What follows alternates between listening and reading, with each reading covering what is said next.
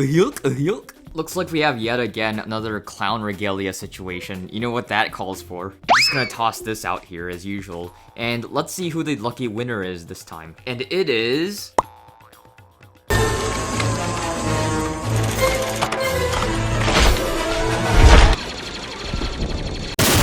But before you guys attack me, I have a good reason as to why I'm taking the side that I'm taking, right, in this whole situation. So before you form your opinion on this, just hear me out and just listen to all the perspectives that are available regarding this issue.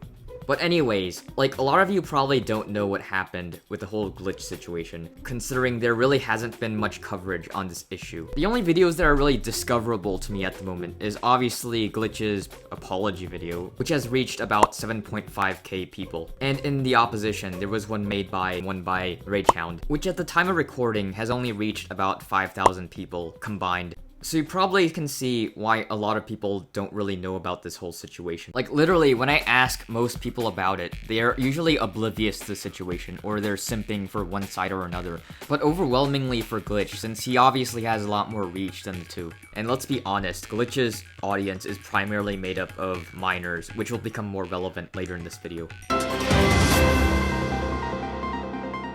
You suck. How dare you criticize my god? Does not compute. Error. Again, as I said before, I watched all the videos that are visible to me at the moment, and based off of the evidence and the arguments that have been made, I really don't find Glitch's defense very convincing. Like, in the video that was made, hardly any of it was actually addressing the issue at hand, right? And the little parts that he was addressing the issue at hand, the arguments were along the lines of, I didn't do it, right? Without any real evidence or any real argument to back his claim up, right? At least for me, just an assertion by itself isn't necessarily enough to convince me, right? So I really don't have much to say about it. Like, even Kero the Wolf, in my opinion, did a better job at forming a defense, right? Even though his arguments were very easily disprovable. And the warrant was to check for distribution and storage of it, which is a felony. But anyways, let's get into the meat of this video. Like, by now, we're getting into the whole response section of this video, right? If you guys can help me reach out for Ragehound, that would be great. I'm probably not gonna get anywhere with this, but it's worth a try. Like, my platform is too small for them to care, probably. But I would love to have a discussion with at least one of them on this issue.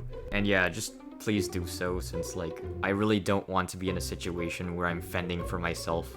So yeah, let's get started. About a week and a half ago, Glitch uploaded an apology video and brought closure to it all. Or did it? So to begin with, Glitch had an extremely shady way of uploading this video, so he uploaded the video and then set it to age restricted. No big deal, right? Yes, it is a big deal because it basically blocked 90% of his audience from watching the video. Because when you set something to age restriction, it basically removes the ability for anyone without a credit card or ID hooked up to YouTube to watch the video. I'm not sure if he had this in mind, but it isn't just an issue of the apology video not reaching as many people as intended. Like, for the context of the video, it's also important to see who this video is targeted towards. Like, to begin with, the video was made in a way that it would only be available to people over 18, which already alienates 90% of his audience. And the reason why this is also doubly important is because minors tend to be a lot more impressionable. So it's actually a better idea, at least from Glitch's perspective, to basically keep his audience in the dark. Like, it's a better idea for his audience to not really be exposed to the whole situation, so they wouldn't really look elsewhere, look at other perspectives, and basically remain as a staunch fan / defender of Glitch.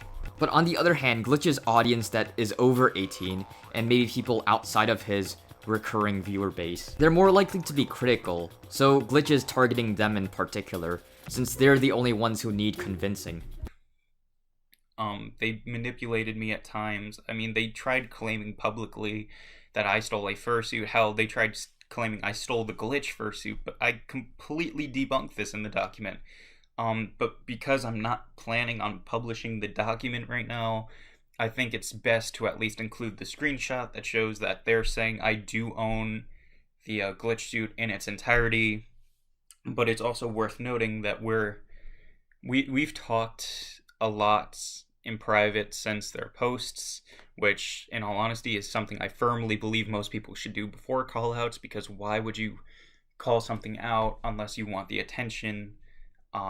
Okay, so in recent times there's been a bit of controversy surrounding Glitch's Fursuit. They had originally made a trade for which Glitch would build a PC for them in exchange for the suit, but problems came up when the actual value of the materials in the PC versus the actual suit itself. While Glitch shows more screenshots as clear and concise evidence that he is in the right, the more you actually read the screenshots in the background, it seems like Glitch is the dominator of this argument, with the artist wanting nothing else but to stop talking about it out of fear of being harassed by Glitch's ensuing hate mob, which is completely valid.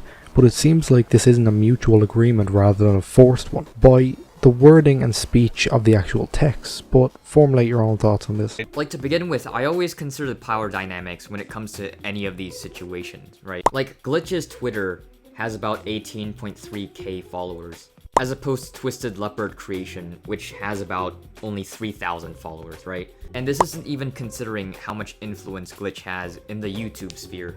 So Twisted Leopard Creations isn't necessarily in a position to make any demands whatsoever. Like, what would you do? You have no support. You're basically out to fend for yourself. These are your choices. You become allies with Glitch, and you potentially gain more influence so you can sell fursuits more effectively. Or you just become a pariah in the community. Like, he has more influence, he can make up whatever he wants about you, and it'll get a lot more attention. While if you call him out, it's not gonna get anywhere. Like, I made the same point in so many of my videos. Jolly good show.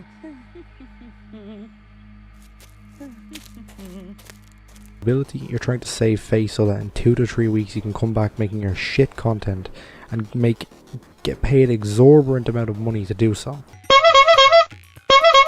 Looks like he beat the record, right? He uploaded 1 week after this video, so fun fact. Like, if you look at the comments of the new video, there hasn't been a single mention of the apology video he just did.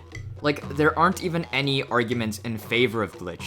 Really does prove my point I made earlier. He wants to keep his audience of minors oblivious since they already agree with him, while attempting to get adults who may be more vulnerable to emotional manipulation on his side. Interactions come from Clovis's main Twitter account here, so not only is Clovis being extremely sexually explicit in their humor and everyday speaking with friends at the age of 16, images of sexual speak like bottom and images of Clovis had been taken while browsing E621, which is an 18 plus website.